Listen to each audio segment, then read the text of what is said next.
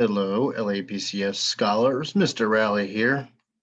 So you should have your graphic organizer that goes along with this. So when you're watching the uh, video, you're taking notes, okay, and you're answering these questions. So make sure you have your graphic organizer up and ready to go.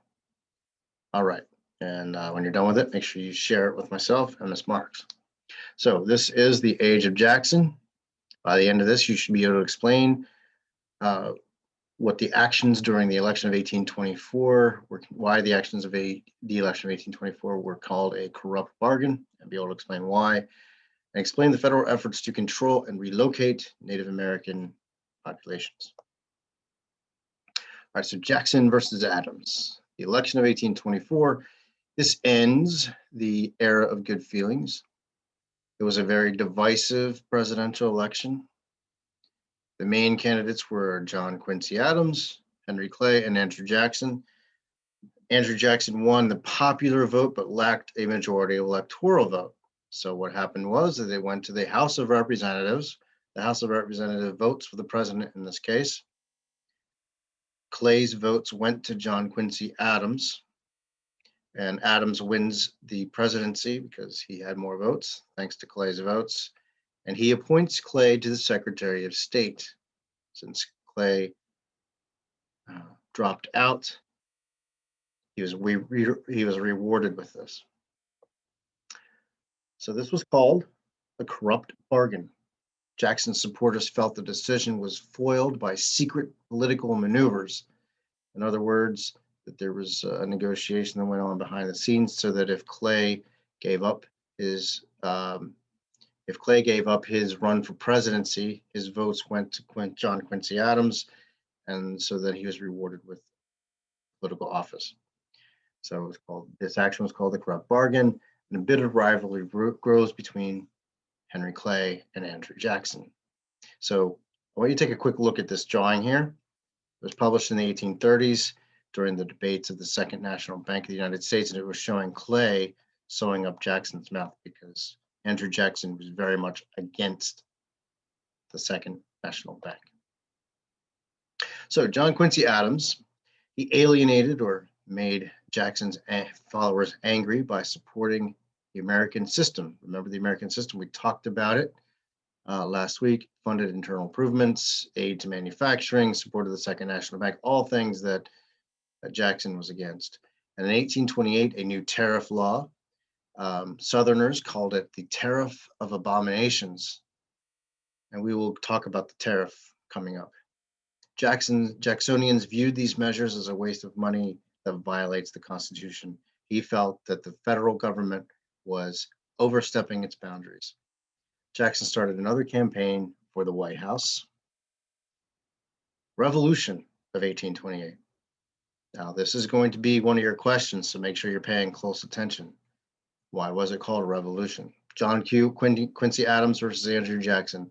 So the new techniques of campaigning emerged. There were parades, there were rallies, there were picnics, there were barbecues, and there was also this thing called mudslinging, which is something that our modern presidential candidates are very good at. What do you think mudslinging means? Think about it.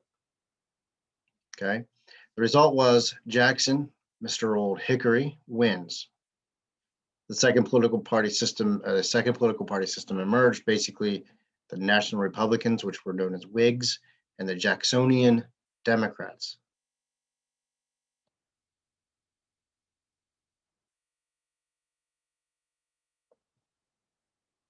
I want you to take a close look at this chart. I'm not going to read through it, but this is really a good way to see the differences between the National Republicans and the Democrats. Jackson's presidency. So this is a question on your graphic organizer. How does this cartoon portray Jackson? Just take a good look at it, and you'll be able to get an impression of what political people felt that Jackson was trying to do. So he vetoes 12 different bills. He had what's known as the kitchen cabinet. In other words, he had his close friends as advisors. He also had this thing called the spoils system, which is something that other presidents and other politicians have done. Basically, he replaced hundreds of government officials with people who were loyal to him. So if you worked really hard for his campaign, you often were rewarded with a job.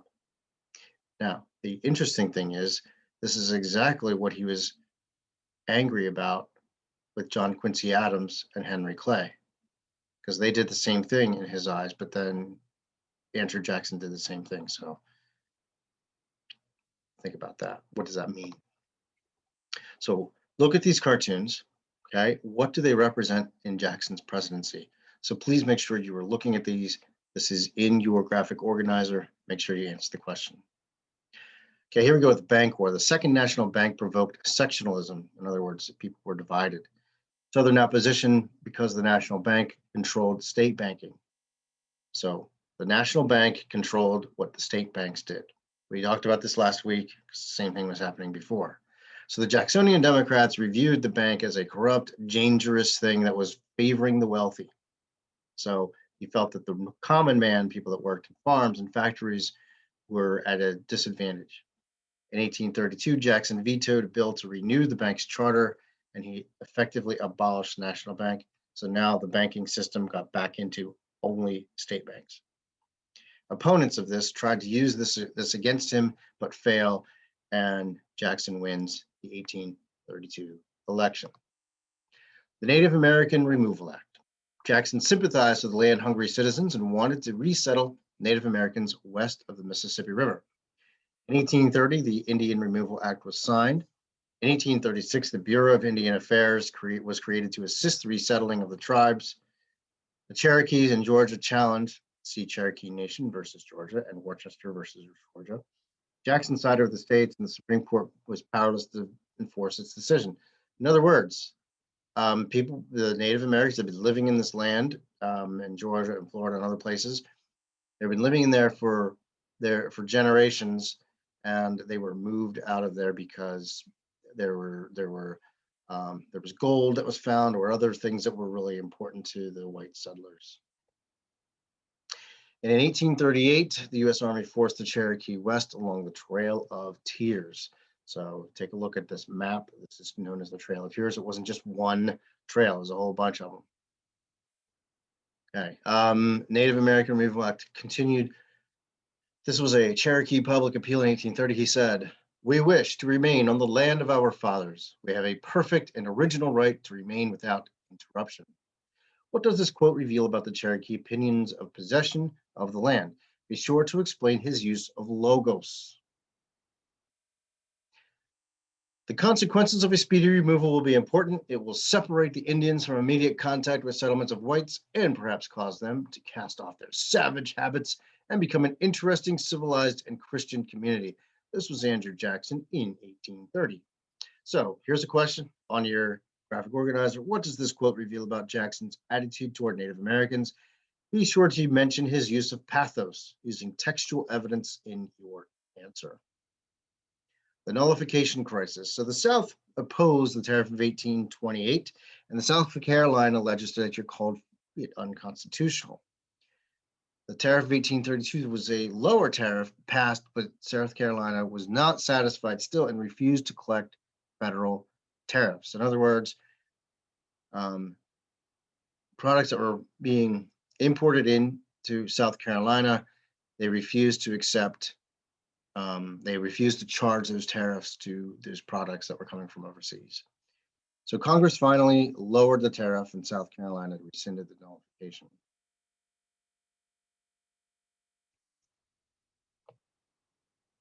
So here's a wrap up.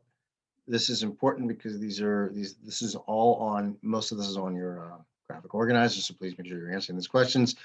Is the nickname the Revolution of 1828 proper for the election of 1828? Explain.